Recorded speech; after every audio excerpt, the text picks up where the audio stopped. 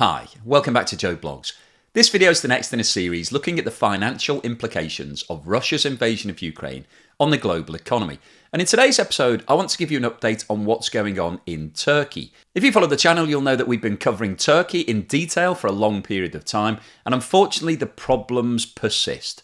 And the latest rate of inflation has just been announced, and Turkey has hit a 24-year high. Inflation is now above 85%. That's obviously off the scale. So in today's video, we'll look at exactly what's going on with inflation. We'll look at the key drivers, what's making up those numbers, what's going on particularly with food and transport, which affect everybody in society, particularly the poorest members of the country. So we'll have a look at all of the data on that. We'll talk about what's going on with regards to interest rates, because as you'll be aware, Turkey has taken a contrarian view. They've decided that the traditional way of dealing with high inflation, of increasing interest rates, is incorrect, it's flawed, and therefore they've decided to start reducing interest rates. And just recently, Turkey introduced another interest rate cut. This is the third consecutive month that they've cut their interest rates. And of course, we've seen a third consecutive month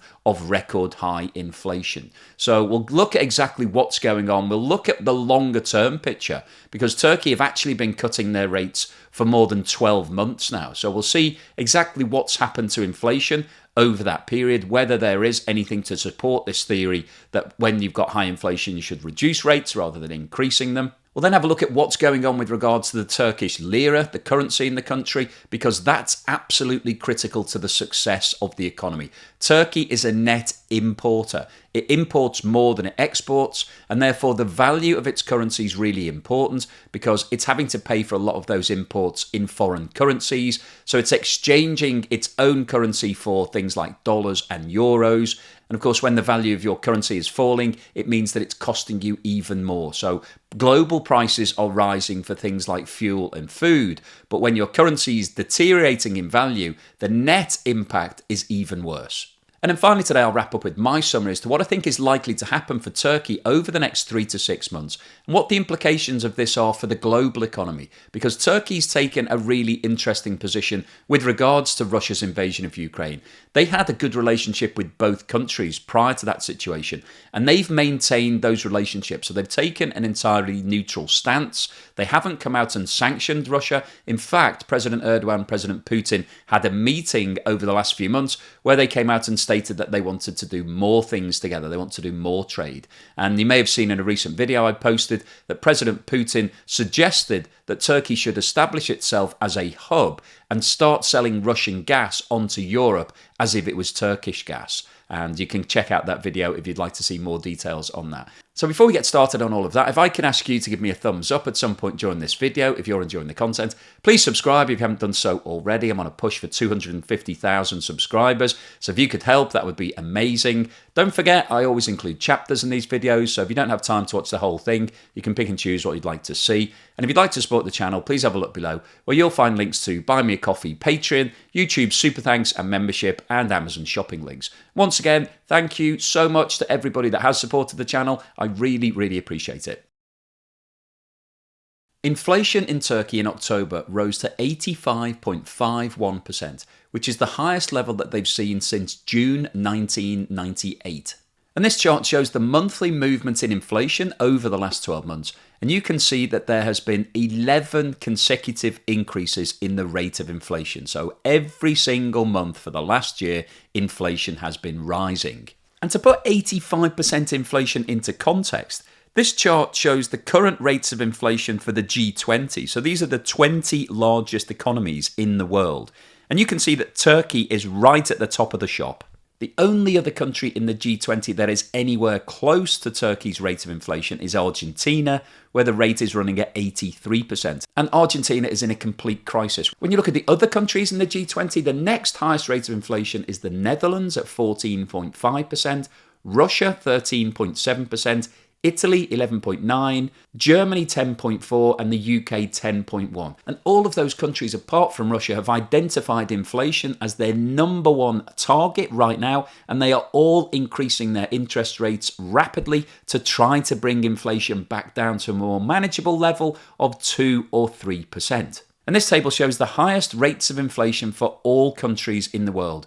And you can see that Turkey is now ranked at number 6. There are only 5 countries anywhere on the globe that have a higher rate of inflation. And all 5 of these countries have major problems.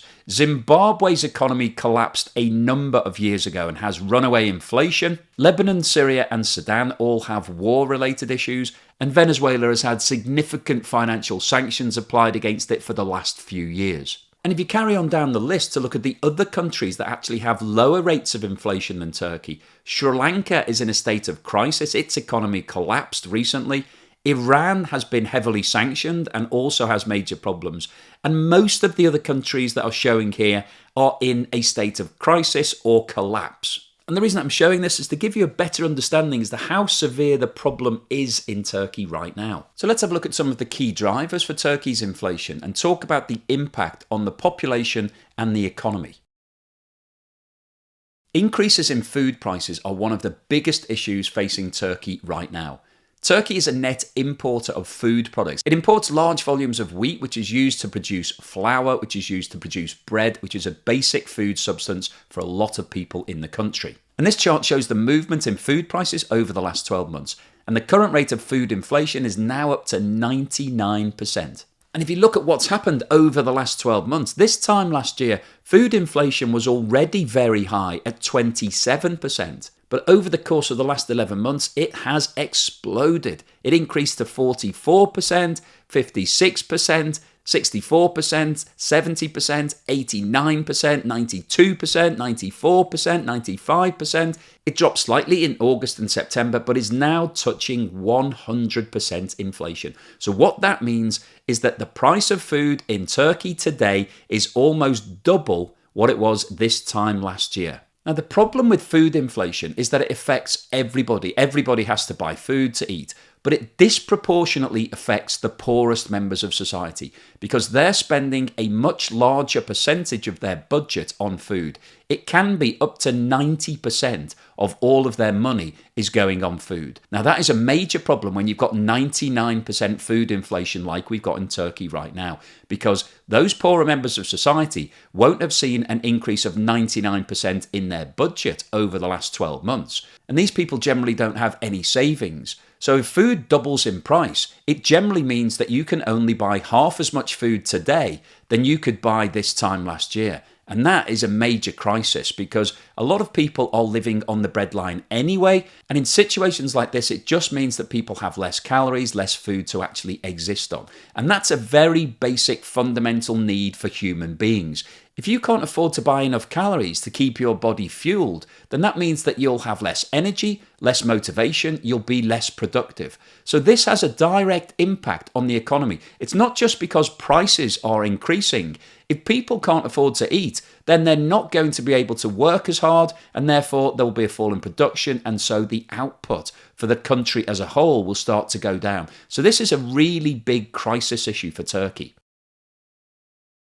One of the other basic requirements in a modern economy is transport. Most people in a developed economy need transport to be able to get to their place of work to earn some money. And this table shows the movement in transport costs in Turkey over the last 12 months. Now, these figures are not shown in percentages. This is an index. So the index would have been established at some date in the past and set at 100, and then all future prices are measured against that index. So the current index of 1,257 means that the cost of transport has increased 12.57 times since that original index was set. But in terms of the context of the last 12 months, we can see that the index back in November 21 was sitting at 615, and it's now at 1,257.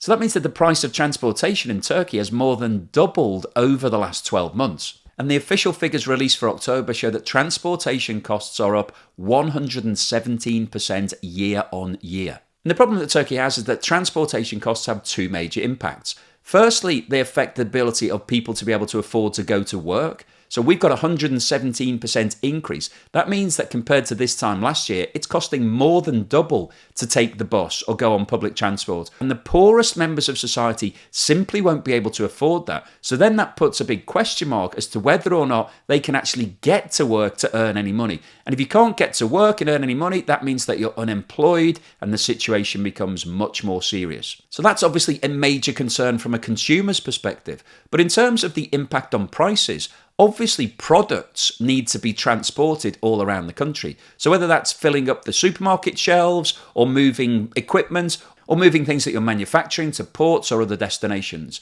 So those increased transport costs will feed into your total costs of production and therefore will have a further driver on inflation. So this all becomes quite circular. As transportation costs increase, so does the price of everything else. And it's very difficult to get control of that situation, particularly when you're looking at more than a doubling in price over the last 12 months.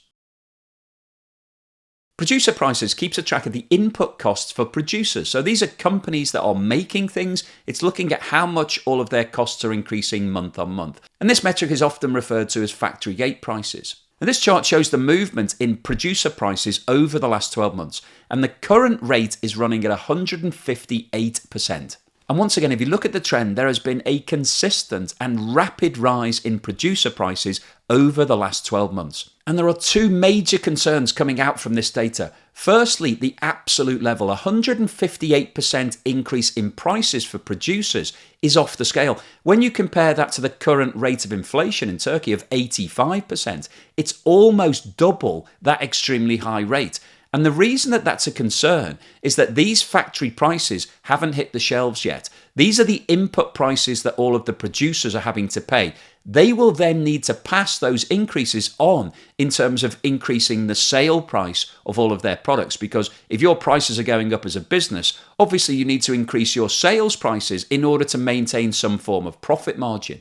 So the producer price index is really important because it gives us the heads up as to where prices are heading, because these will be the prices on the shelves over the course of the next 3 to 6 months. And the heads up that we're being given here is that producer prices are almost double what the rate of inflation is. So that indicates that inflation isn't likely to slow down anytime soon in Turkey. So that's bad news for Turkish consumers, but it's also bad news for the Turkish economy because Turkey's main industry is manufacturing. So it imports a lot of parts and equipment and then assembles and completes a lot of equipment and then exports finished goods. And the input prices for producers have an influence on the global sales price for all of their finished goods. And the fact that Turkey is currently experiencing a 158% increase in producer prices means that it's going to have to increase its global sales prices.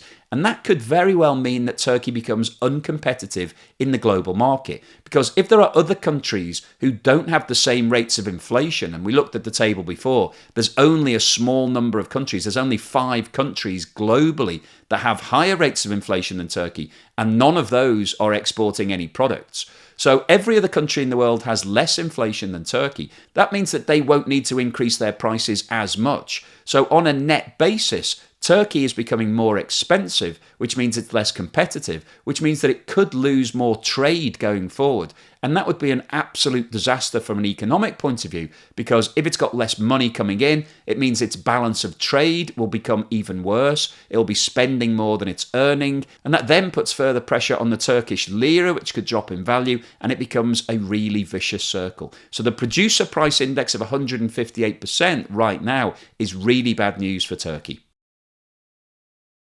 As I mentioned at the start of the video, Turkey have decided to take a contrarian view of how to deal with high inflation. And they've started reducing their interest rates at a time when they've got really high rates. This chart shows the recent movements in interest rates, and you can see that rates were reduced from 14% to 13% on the 19th of August.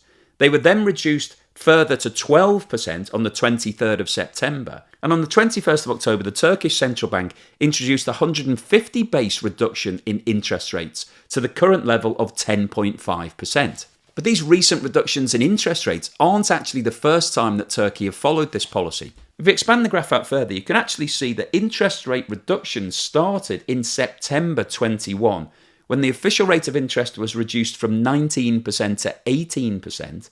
It was then reduced further to 16% in October 21, 15% in November, and 14% in December 21. Now, at the time when those interest rate reductions started, the rate of inflation in Turkey was sitting at around 20%. And President Erdogan decided that rather than increasing interest rates, a reduction would potentially result in inflation falling. But let's have a look at exactly what did happen. This chart shows the movement in inflation over the last 12 months. And you can see that dating back to December 21, when interest rates were reduced from 15 to 14%, through to where we are today, there has been a huge increase in inflation. So the 4 consecutive reductions in interest rates that took place in September, October, November and December 2021 caused inflation to more than double within a 2-month period. Now, obviously, Russia's invasion of Ukraine has had a further detrimental impact on inflation rates. So from the data that we've seen, it doesn't look like the rate-cutting policy that Turkey is currently following is having the desired impact. It's being done to reduce inflation, but as a result of these cuts, we've seen inflation rise dramatically and is now at one of the highest rates in the whole world. Now, as I mentioned, Turkey is a net importer, which means it's having to buy things in the international markets. And when it's making those trades, it's having to do those deals in other currencies, either US dollars or euros, or possibly even Russian rubles at some point in the future. But because the Turkish economy is based on its own currency, the Turkish lira, the exchange rate is critical in terms of the success of the economy. And this chart shows the exchange rate between the Turkish lira and the US dollar over the last 12 months. And you can see that there has been a significant deterioration in value.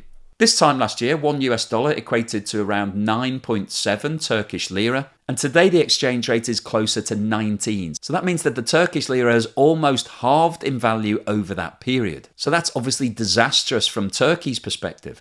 But if you look at the 5-year position, you can see that in 2021, the Turkish lira actually fell by 44% in that year. So over the last 2 years, there has been a massive devaluation in the currency. And what this devaluation in the Turkish lira means is that proportionately, everything in Turkey is getting even more expensive. So when we talk about the impact of Russia's invasion of Ukraine, we can talk about the price of oil rising to more than $100 a barrel, the price of wheat rising, the price of a lot of other food and commodity items. So that's bad news for a country like Turkey because they're a net importer. So as those prices go up, it's going to cost them more to buy all of those products. But when you factor in the fall in the value of the lira, it's actually much worse than that. Because if the price of a barrel of oil rises from $80 to $100, if $1 US is trading for 10 Turkish lira, then the cost of that barrel of oil will move from 800 lira to 1,000 lira as a result of the invasion of Ukraine. However, if the value of the lira falls and $1 US is now trading for 20 Turkish lira, then the cost of that barrel of oil will go from 1,600 lira to 2,000 lira. So you can see the impact of the fall in the value of the currency. It means that on a net basis, it's even more expensive to be able to buy that oil. The price of oil is rising in the international market, so that's hurting Turkey. But as the value of the lira falls, it's hurting it even more. And that's what's been happening over the last couple of years for Turkey. Prices have gone up anyway in the international markets, so it would have caused major problems for Turkey and its economy. But the fact that the lira has devalued has accelerated those problems, and that's why we've got such high rates of inflation. Because Turkey's importing large amounts of natural gas, oil and food, it's having to pay more in the international markets, and its currency's worth less, so it's having to pay even more in its own currency terms. So what's the summary and conclusion today? Well, I wanted to post this video because we've been closely following what's going on in Turkey, and inflation continues to rise month on month on month. And the new policy that's been reintroduced over the last few months of dropping interest rates to try to tackle inflation doesn't appear to be working. We're now at a 24-year high. Turkey has the highest rate of inflation for any of the G20 countries and is actually the 6th highest in the whole of the world now. And the only benchmarks that it's comparing against are war-torn economies and economies that have collapsed. So this is obviously a very serious situation from Turkey's perspective. And in terms of the cost of living in Turkey, it's increasing exponentially. We talked about the increases in the cost of food and the cost of transport and what's going on with regards to producer prices. And all of that is bad news because those rates are all outstripping the official rate of inflation. So that gives you an indication that inflation is likely to carry on over the next few months. Market commentators are saying that they think October will be the peak, that this is where it will top out. But they're not saying that it's going to go back to an acceptable level anytime soon. So even if we did see a reduction from 85% to maybe 75% or 60%, that's still extremely high. That's still unmanageable and unsustainable from Turkey's perspective. And one of the problems that Turkey has is that we're now into the winter period and it's a net importer of energy products, and it imports a lot of natural gas which it uses to produce electricity to obviously keep all of the industry going and to keep the lights on in everybody's home. And a major problem Turkey is facing is that it's running short of currency. It doesn't have enough US dollars, euros, maybe Russian rubles to be able to keep paying for all of those energy imports. So there's a real crisis building, and over the course of the next 3 to 6 months, it's likely that we could see the situation becoming critical. Turkey needs an injection of cash from somewhere, and it's possible that it could do a deal with Russia. Russia could give it lots of energy products. It's already been discussing whether or not it could increase the volume of oil exports and gas exports, and it may be that Turkey doesn't have to pay in cash, that it builds up some sort of loan system. But it needs something to happen to help solve the problem. There is a long-term issue in Turkey, and we're not seeing any resolution anytime soon. So it's likely that we'll see the economy of Turkey contracting. And as I've said a million times before on the channel, the whole world is interconnected. So if Turkey's economy goes into recession, starts to contract, that will have a knock-on impact to a lot of other economies. And this is obviously happening at the same time as many countries are seeing a contraction anyway. So the situation in Turkey is likely to get worse over the next few months as the global economy moves towards recession. So I'll keep you posted on any further news and developments as and when I hear them. If you've liked what I've said today, please give me a thumbs up and don't forget to subscribe if you haven't done so already.